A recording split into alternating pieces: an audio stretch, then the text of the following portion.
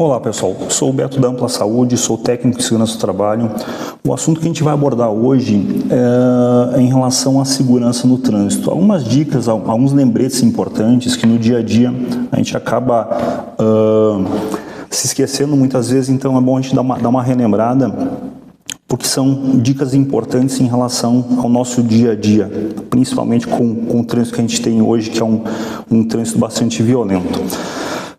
Então, principalmente quando se tratar de veículos, hoje, o que é importante na questão veicular? Sempre uma inspeção periódica que você pode fazer no teu veículo, principalmente na parte de pneus.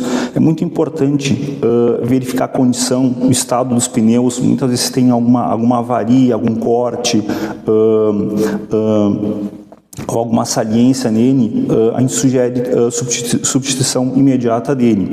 Quanto ao desgaste também, é muito fácil de você identificar. Hoje, se você olhar nos frisos longitudinais do pneu, a cada certa distância tem um pequeno relevo dentro deles. Ele é chamado de TWI, que é um parâmetro que a gente chama como identificador de limite de desgaste desse pneu. Então, sempre que o pneu chegar nesse limite, a gente orienta a substituição imediata dele. Por quê? A partir desse momento ele começa a perder aderência e, obviamente, se você precisar de uma frenagem mais brusca, ele não vai ter a aderência necessária para fazer essa parada. Outros itens também, limpador de para-brisa, setas, o freio, é sempre importante fazer o teste de frenagem dentro das inspeções periódicas dele. A questão de retrovisores também, tanto o interno quanto os laterais, os externos, eles têm que estar em bom funcionamento, em bom posicionamento também, para que você consiga identificar e ter essa visibilidade sempre na tua retaguarda, na tua traseira, certo? Quanto a cuidados ao volante, eu sei que é chato, muitas vezes a gente está repetindo, mas ainda hoje existem dados estatísticos muito grandes quanto à questão de embriaguez ao volante. Então, vai se deslocar, vai usar o veículo, não faça uso de bebida alcoólica. Alguns medicamentos também, eles podem provocar sonolência. A gente sempre orienta a questão, quando for fazer algum tratamento médico, que se faça ou se consulte o médico. A minha função, ela exige muitas vezes algumas viagens mais longas, o medicamento não vai interferir nessas questões quanto ao volante. Também muitas vezes os próprios antigripais, eles afetam ou dão muita sonolência. Então, é importante tomar cuidado, porque normalmente os antigripais não necessitam de receituário médico para que a gente possa comprar eles numa farmácia. E realmente, assim, depende muito de cada organismo, mas realmente eles acabam afetando muito a questão do sono. E o sono hoje, a gente sabe que também é um dos grandes fatores, muitas vezes, de uma saída de pista ou de colisões frontais. Limites de velocidade. A gente conhece as regras de trânsito, conhece a sinalização e, obviamente, a gente tem que saber respeitar o que a própria norma, o que a própria norma nos diz. Questão de velocidade, pessoal.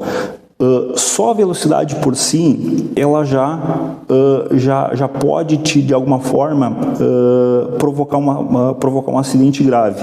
Aí a gente tem outros fatores que são os tipos de estrada que a gente tem. A gente sabe que hoje as estradas que a gente tem são muito desregulares, são desniveladas, contém muitas saliências, por exemplo, ou buracos também, os nossos conhecidos panelões. Então, sempre tem que ter noção que esse conjunto de fatores pode te levar a um acidente. Sempre que você for usar esse veículo também, muito cuidado quanto à questão de cargas que você for transportar. Isso vale para veículos de passeio ou utilitários. A carga, o peso dela, ou muitas vezes o volume, ele acaba interferindo muito na questão de volante ou na questão de segurança também.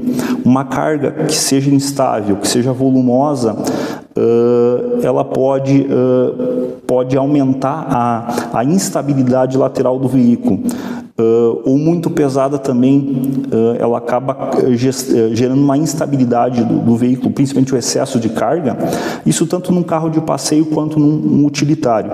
Então sempre é bom tomar cuidado quanto às cargas, os volumes, e sempre procurar prender essas cargas quando forem carregadas, principalmente em utilitários. Manter a carga presa, porque ela vai te dar uma segurança maior durante o transporte, durante a movimentação desse veículo. Celular a gente não precisa tá falando toda hora, mas a gente percebe muito ainda a questão de uso de celular durante a direção veicular. Então, ele é uma ferramenta que vai te distrair. Questão de 3, 4 segundos são suficientes para você ter uma saída de pista ou muitas vezes uma colisão frontal. Longas jornadas ao volante. Longas jornadas ao volante normalmente fadiga bastante e também acaba provocando a sonolência. A sonolência, como a gente já comentou, não só por medicamentos, ela também provoca acidentes graves. Então, sempre que tiver uma viagem que seja de percurso mais longo, é bom fazer um intervalozinho, dar uma relaxada, dar uma caminhada, para que você se mantenha bem ativo. E, principalmente, respeitar as regras, a legislação de trânsito. É o essencial, é o básico que a gente sempre se refere quando se trata de segurança de trânsito. Um item muito importante é a questão de distância de segmento durante a locomoção. O que é a distância de segmento? É a distância que você vai manter de forma habitual sempre em relação ao veículo que está à tua frente. Porque pode, numa situação de emergência, e você não vai ter visibilidade disso, esse veículo que está à tua frente, por algum motivo, realizar uma freada brusca e você, se estiver muito próximo, obviamente você vai ser uma vítima de acidente, porque o teu veículo não vai ter tempo e espaço, distância suficiente para realizar essa frenagem com segurança. Então, sempre manter uma distância segura. O que se recomenda em termos de distância segura? Existem algumas regras básicas que a gente pode passar como orientação para vocês. Ela é uma regra basicamente progressiva quanto à questão de distância e tempo de frenagem. Essa distância não significa que você vai, dentro de uma determinada velocidade, você vai parar o teu veículo e vai encostar na traseira do outro. Mas sim, você vai parar o teu veículo e ainda, com segurança, manter uma distância segura em relação ao veículo frontal. Algumas regras progressivas, uma matemática básica, que, por exemplo, o teu veículo, você rodando a 40 por hora, você vai precisar de 20 metros para parar o teu veículo com segurança. 50, você vai precisar de 30 metros. 70 km por hora, 50 metros. 80 km por hora, 60 metros. E assim por diante. Então, se você estiver rodando em média 100 km por hora, que algumas rodovias permitem hoje, você vai precisar aproximadamente 80 a 90 metros para conseguir fazer uma frenagem com segurança. Isso considerando as boas condições da rodovia, não considerando intempéries como chuva, vento, por exemplo. Então, sempre que tiver alguma intempérie, tiver vento, tiver chuva, principalmente, ou as condições da rodovia não estiverem boas, essa distância, obviamente, deve ser aumentada. Questão de paradas de emergência em acostamentos. Obviamente, quando tiver, a gente ainda se depara com muitas rodovias, principalmente as vicinais estaduais, que não tem acostamento. Mas, quando tiver acostamento, sempre procurar parar dentro do acostamento, obviamente, sinalizar esse veículo através do pisca-alerta. Inicialmente, o primeiro passo a se fazer numa parada, sinalização com pisca-alerta. O pisca-alerta ligado é sinal de carro parado. Obviamente, se tiver ocupantes, você motorista ou mais ocupantes, descer imediatamente do veículo, fazer uma sinalização com um triângulo, uma pessoa, na parte de retaguarda traseira do veículo, em média uns 30 metros ou mais ou menos uns 50 passos, E os demais ocupantes que, obviamente, tomam uma distância na parte frontal do veículo, uma distância segura, pelo menos uns 50 metros ou mais. Por quê? Em uma situação de colisão, ou vamos supor que um veículo que está rodando na pista venha a se perder e colidir com o veículo, as pessoas, os ocupantes, não se envolvam nessa colisão, correto? Sempre também na parte de parada de emergência, quando esse veículo estiver numa curva ou posterior a uma curva, sempre sinaliza antes da curva, para as pessoas, os demais veículos que estiverem trafegando consigam identificar essa sinalização de emergência. Alguns fatores que a gente chama de fatores climáticos que interferem na questão de rodagem. Principalmente hoje a gente tem no sul do país, Rio Grande do Sul especificamente, fatores climáticos variados. O frio, o calor, eles sempre vão interferir de alguma forma na questão do fator humano que a gente fala, na questão do motorista. O excesso de frio muitas vezes enrijece os músculos, o excesso de calor acaba provocando cansaço ou sonolência. A luz solar ou a luz veicular, muitas vezes também, quando a gente chama da dita luz alta, ela acaba interferindo na visibilidade também sempre que você estiver dirigindo contra a posição solar. E realmente acaba ofuscando muito a visão. Então, habitualmente, sempre que dentro do possível, a gente planeja rotas, principalmente em viagens longas, que a gente consiga, muitas vezes, ter uma direção mais favorável em relação oposta à questão da posição solar, para evitar esse cansaço, essa fadiga e esse ofuscamento. Chuva, a gente não tem nem o que falar, porque a chuva realmente, em rodovias, principalmente as mais antigas, elas têm um processo de drenagem muito precário ou praticamente inexistente, então se cria muitas lâminas d'água, e essa lâmina d'água, obviamente,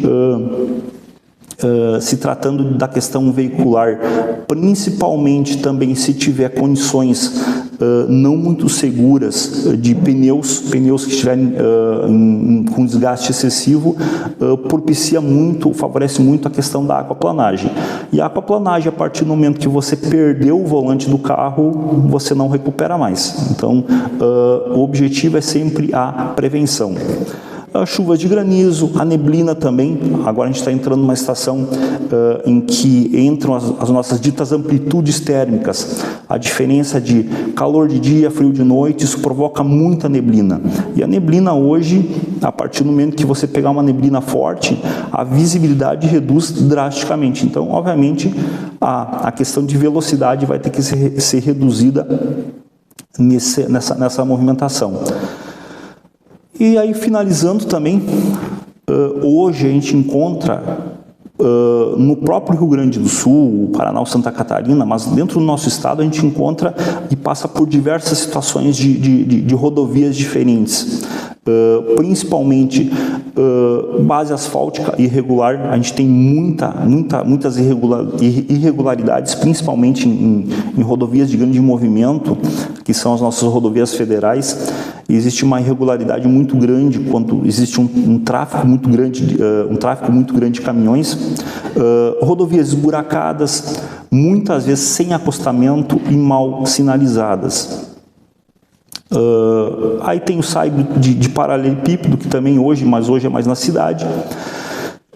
Questão de interior. O interior hoje, obviamente, não tem asfalto, então você vai encontrar diversos tipos de saibro. Isso interfere diretamente na questão de dirigibilidade.